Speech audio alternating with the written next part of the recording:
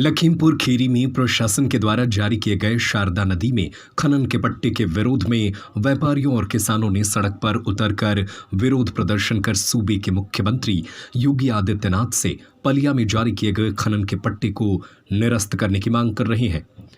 दरअसल यूं तो लखीमपुर खीरी में दशकों से शारदा और घाघरा नदी बरसात के दिनों में बाढ़ के रूप में तबाही का बंजर लाती हैं।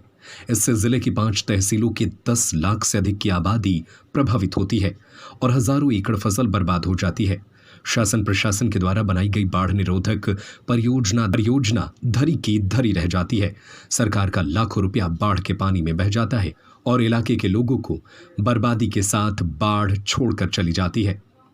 लेकिन पिछली बार जिले के पलिया तहसील अवैध खनन बाढ़ के समय नासूर बनकर सामने आया, क्योंकि अवैध खनन माफियाओं ने शारदा नदी में मंड पंप लगाकर शारदा नदी का रुख पलिया नगर की तरफ कर दिया, जिसके कारण से लगभग 3 महीने तक पलिया तहसील का संपर्क सड़क मार्ग रेल मार्ग से कट गया।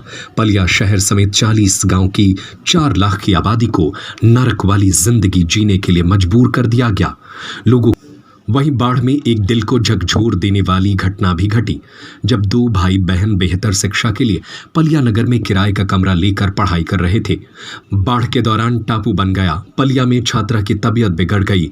रास्ता न होने के चलते इलाज के अभाव में छात्रा ने तड़प तड़प कर दम तोड़ दिया। अंतिम संस्कार के लिए जब जगह नहीं मिली तो मजबूर भाई ने अपनी बहन के शव को कंधे पर रखकर रेलवे लाइन किनारे 10 किलोमीटर का सफर तय कर अपनी बहन के शव को किशनपुर गांव में ले जाकर अंतिम संस्कार किया। जिसने भी यह दृश्य देखा उसकी रूह कांप गई, आंखों से आंसू बहने लगे। इलाके में लोगों ने इस बार की बाढ़ में भीषण तबाही को अवैध खनन को जिम्मेदार माना और शासन प्रशासन में अधिकारियों ने रिपोर्ट भी बाढ़ के जिम्मेदार अवैध खनन को खलनायक बताया था। अब पलिया नगर के लोग कहते हैं बाढ़ की तबाही का मंजर अब बुरा सपना बनकर सपनों में आता है और सोच कर दिल बैठने लगता है कि हम नहीं चाहते कि फिर से इलाके में खनन हो और वह तबाही फिर से देखने को मिले। जो पट्टा किया गया है वो गलत है, क्योंकि किसान पहले ही बहुत परेशान है, क्योंकि काफ़ी फसलों का नुकसान हो गया था, घरों में पानी भर गया था, करोड़ों लोगों का नुकसान हुआ था और हज़ारों एकड़ भूमि है वहाँ पे खाली पड़ी है। गन्ना है, धान है, गेहूँ सब बर्बाद हो चुका था। तो मेरा प्रशासन यही कहना कि ये पट्टा हुआ है वो गलत हुआ है। पट्टा वहाँ पे नहीं होना चाहिए था। इस तरीके से वहाँ पे हज़ारों बेघर हो जाएंगे। वहाँ पे अगर खनन हुआ तो फिर आगे कदम आपको क्या होगा? भाई आगे हम लोग इस पूरा प्रयास ये करेंगे, हम लोग पूरा विरोध में रहेंगे इनके। ये खनन होगा भाई, हम लोग किसानों के साथ खड़े हैं। किसानों इसको लेकर व्यापार मंडल और किसानों ने मुख्यमंत्री के नाम एक ज्ञापन तहसीलदार को सौंपा। अवैध खनन के पट्टे को निरस्त करने की मांग की। देखिए, पहले तो खनन पलिया में बिल्कुल नहीं होना चाहिए। खनन होने से पलिया लगभग बैकफुट पर चला गया, 20 साल पीछे चला गया। इतनी समस्याएं हुई, लोगों को आवागमन की समस्याएं हुई, भोजन की दिक्कतें आई, किराना वगैरह से रिलेटेड जो भी चीज़ें थी वो नहीं मिल पा रही थी, ट्रांसपोर्ट की सुविधा नहीं मिल पा रही थी। तो हम यही डिमांड करेंगे इलेक्ट्रिक मीडिया के माध्यम से, अधिकारियों के माध्यम से, कि खनन को किसी भी कीमत पर ना होने दिया जाए। पलिया में व्यापार बिल्कुल जीरो हो गया है, व्यापारी परेशान है। तो बस यही आप लोगों के माध्यम से ये मैसेज देना चाहूँगा कि खनन ना होने दिया जाए। आप लोग क्या करेंगे इसको लेकर? इसके लिए हम लोग अधिकारी से वार्ता करेंगे और जो भी कर सकते हैं वो करने का प्रयास करेंगे। बाढ़ के दौरान बेबस किसानों ने इलाके के क्षेत्रीय विधायक रूमी साहनी को अवैध खनन माफिया शह देने का आरोप लगाते हुए अपनी नाराजगी व्यक्त करते हुए विधायक के खिलाफ जमकर नारेबाजी की थी।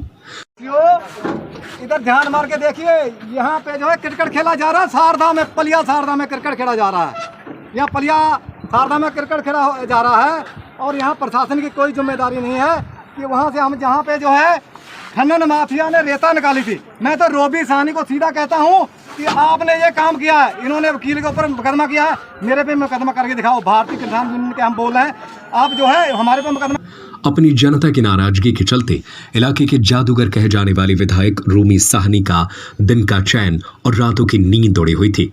अब प्रशासन ने पलिया क्षेत्र में खनन का पट्टा जारी कर उनकी मुसीबतों को और बढ़ा दिया है। अब विधायक जी अपने जनता के सुर में सुर मिलाते नजर आ रहे हैं। अब यह 2027 चुनाव का डर है या फिर जनता के लिए उनका प्रेम उमड़ा है, यह तो आने वाला समय ही बताएगा, क्योंकि क्षेत्रीय विधायक अब इलाके में किसी भी तरीके के खनन न होने के दावे करते हुए दिखाई देते हैं। देखिए, खनन का पट्टा तो हुआ है, लेकिन खनन हो नहीं पाएगा इस बार। मैं अपनी पूरी शक्ति और पूरी ताकत और पूरे विश्वास के साथ आपको बताना चाहता हूं कि इस बार पलिया में खनन नहीं होने दिया जाएगा। सर, जिला अधिकारी का कहना है कि खनन नियमानुसार पट्टा दिया गया है और नियम के कानून के तहत ही पट्टा किया गया है। देखिए, ये बात सही है, जिलाधिकारी महोदय ने नियमानुसार ही कार्य किया है, लेकिन चूंकि यहाँ की जनता और यहाँ के लोगों को ये पूरा वो है भरोसा कि पिछली बार जो बाढ़ आई उसका कारण खनन था, तो इसलिए कुछ चीज़ें मानवता के नाते, इंसानियत के नाते, शहर को बचाने की खातिर, लोगों को बचाने की खातिर की जाती हैं। तो हम किसी भी कीमत पर, पैसा ही सब कुछ थोड़ी है, खनन में पैसा लोगों को मिलता है या पैसा ही सब कुछ थोड़ी है, किसी भी कीमत पर मैं खनन नहीं होने दूंगा। अब देखना दिलचस्प होगा कि विधायक जी खनन पट्टा निरस्त करने में कामयाब हो पाते हैं या नहीं। इलाके के लोग दबी जुबान में विधायक जी के दावों को केवल चुनावी वादों की झूठी मरहम लगाने की बात कह रहे हैं। यह तो आने वाला समय ही बताएगा कि विधायक जी जनता को कितना मरहम लगा पाते हैं या फिर उनके दावे खोखले ही साबित हो जाएंगे और खनन एक बार फिर से बरसात की बाढ़ में जनता के लिए नासूर बनकर सामने आएगा। जिले के जिलाधिकारी दुर्गा शक्ति नागपाल जारी किए गए खनन के पट्टे को कानूनी रूप से नियमानुसार ही बता रही हैं। Bureau report, ground zero,